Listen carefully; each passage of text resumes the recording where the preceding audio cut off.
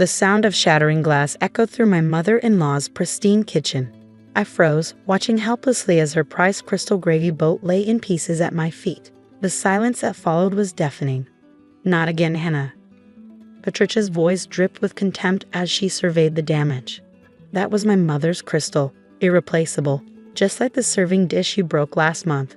I knelt to clean up the mess, my hands trembling.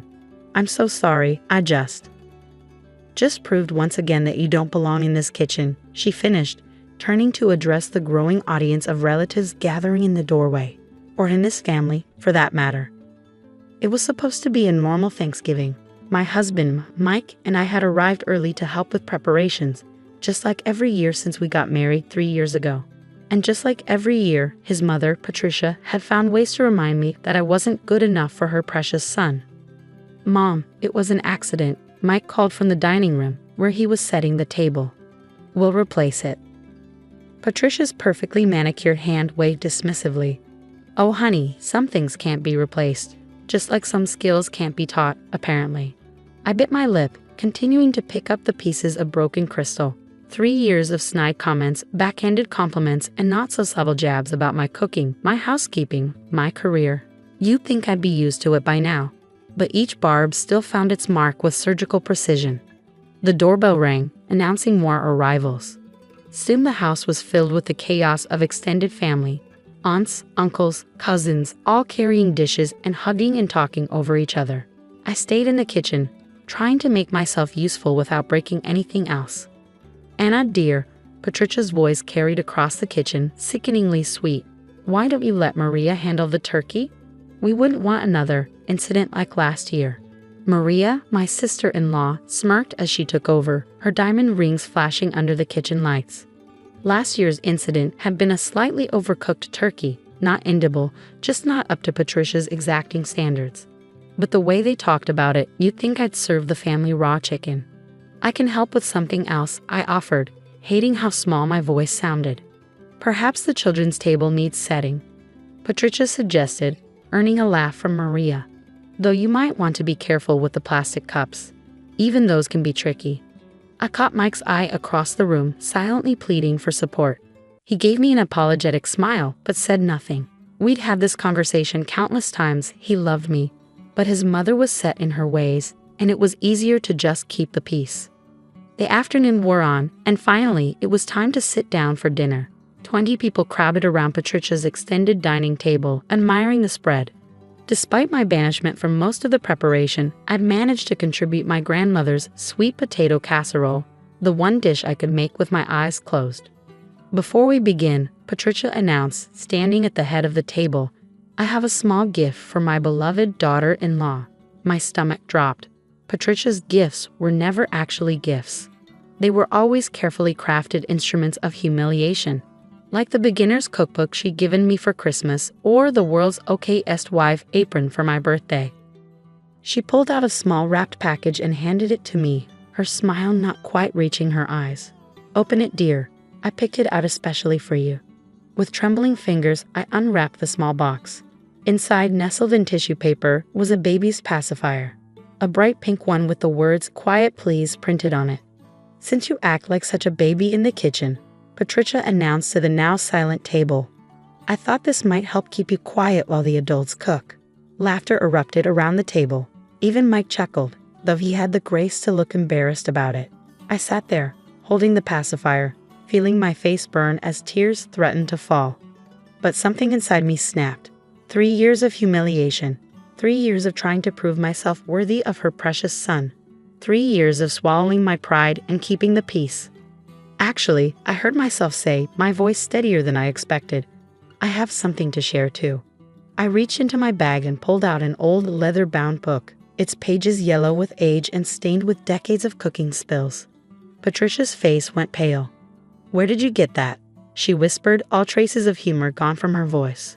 "Remember last month when you sent me to the attic to get the fall decorations?" I asked, running my hand over the worn cover.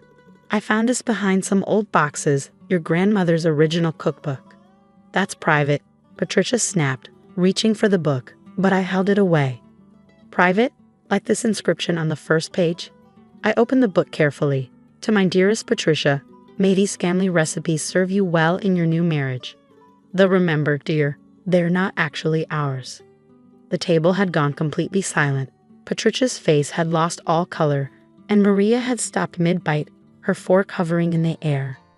"You see," I continued, my voice growing stronger with each word, "I did some research. Every single secret family recipe that you've lorded over me for the past 3 years. They're all from a 1950s Good Housekeeping magazine. Your grandmother copied them word for word." Mike leaned forward. "Mom, is that true?" Patricia's hands were shaking now. "Anna, please." "Please what? Keep quiet about it? Like I've kept quiet about everything else?" I stood up, still holding the cookbook. "Maybe we should take a look at some of these treasured family recipes together."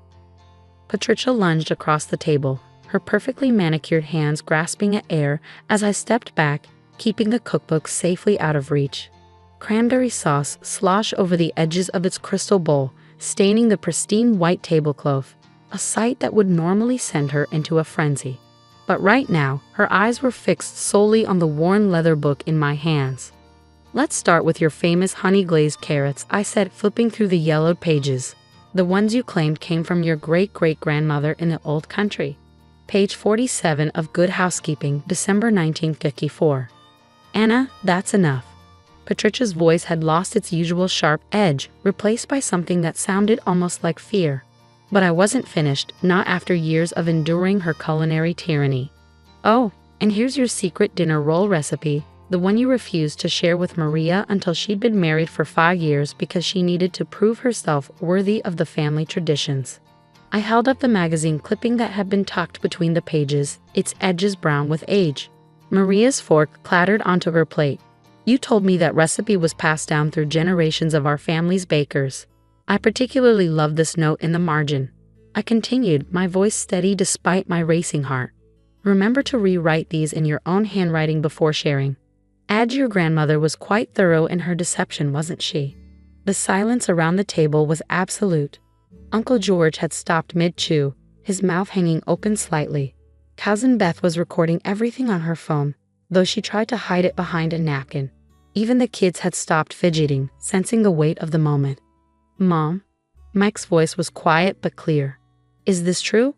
Are all your recipes just copied?" Patricia's face had gone from pale to mottled red. "You don't understand," she stammered, looking around the table desperately. "Times were different then.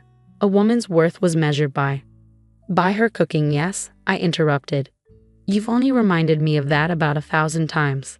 Like when you told everyone at my wedding that it was brave of Mike to marry someone who couldn't even make your grandmother's special meatloaf.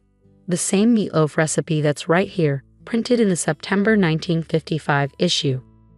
Maria had moved to her mother's side, but her eyes were fixed on the cookbook. "What about the Christmas cookies? The ones you make us swear never to share outside the family?" I carefully turned to a dog-eared page near the back. "Betty Crocker, 1952. Though your grandmother did add extra vanilla extract. I guess that's something original, at least." Those magazines, Patricia's voice was barely a whisper. They were just inspiration.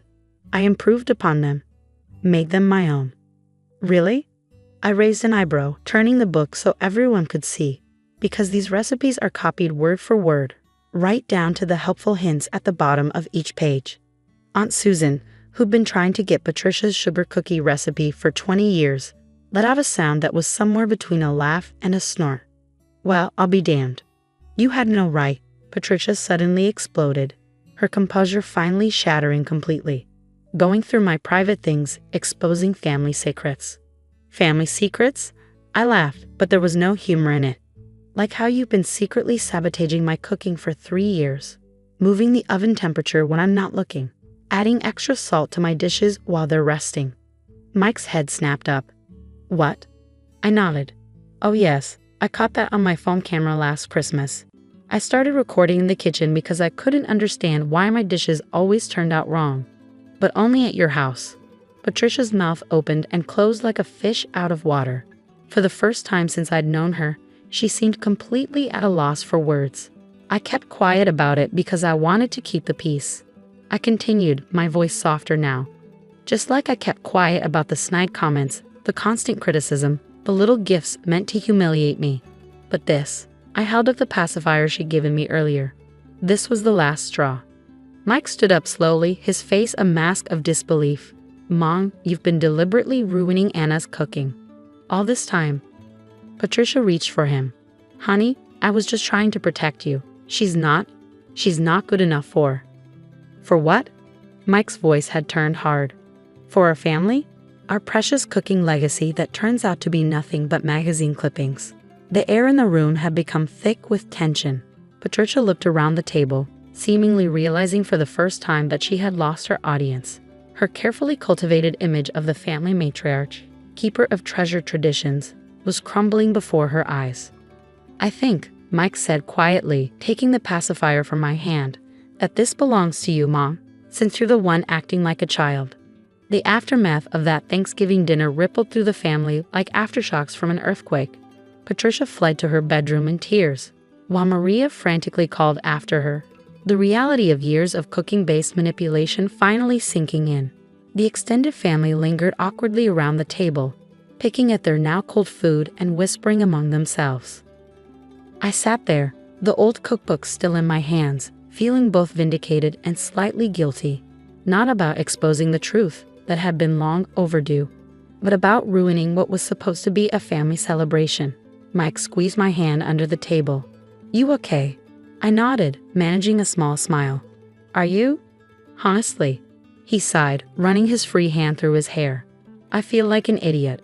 All these years watching her treat you like that, making excuses for her behavior. I should have stood up for you sooner. Aunt Susan cleared her throat, drawing our attention. Well, I for one am glad the truth's finally out. Though I have to ask, that sweet potato casserole you brought? Is that really your grandmother's recipe? I couldn't help but laugh. Yes, actually. Would you like me to share it? No 5-year waiting period required. That broke the tension. Soon, the dining room filled with chatter again as family members began sharing their own stories of Patricia's culinary gatekeeping. Uncle George admitted he'd always thought the meatloaf tasted exactly like his mother's, who'd sworn by Good Housekeeping recipes.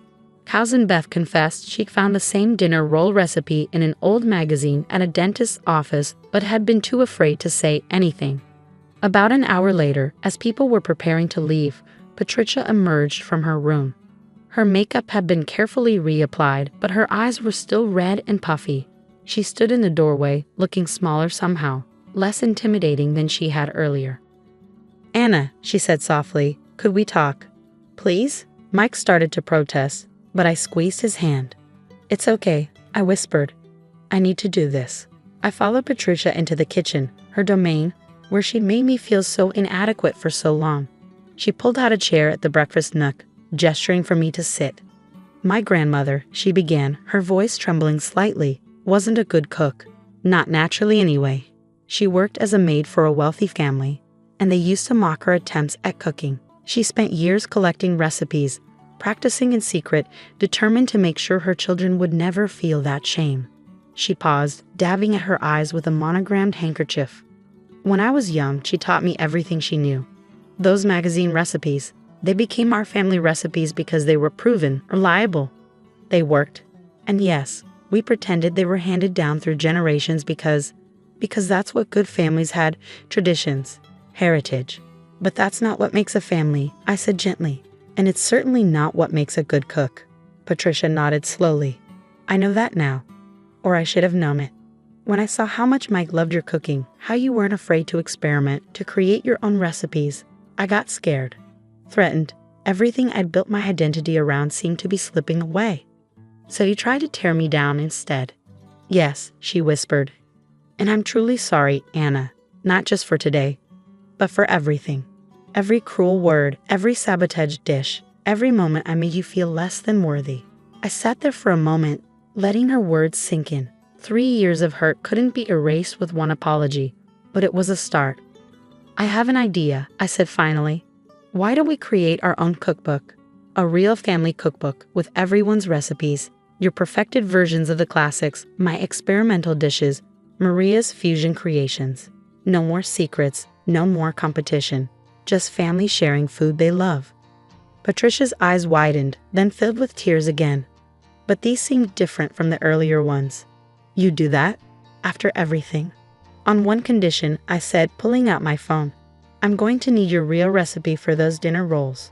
The one with your actual measurements and modifications, not the magazine version. Because let's be honest, yours do taste better than the original. A genuine smile, the first I'd ever seen from her, spread across Patricia's face. The secret is browning the butter first, she confessed, and adding a pinch of cardamom.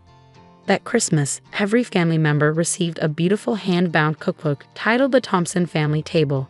Real recipes, real stories, real love. Inside was a collection of recipes from everyone in the family, each accompanied by a personal story or memory. Patricia's recipes now proudly credited their origins while noting her own improvements. My experimental dishes sat alongside traditional favorites.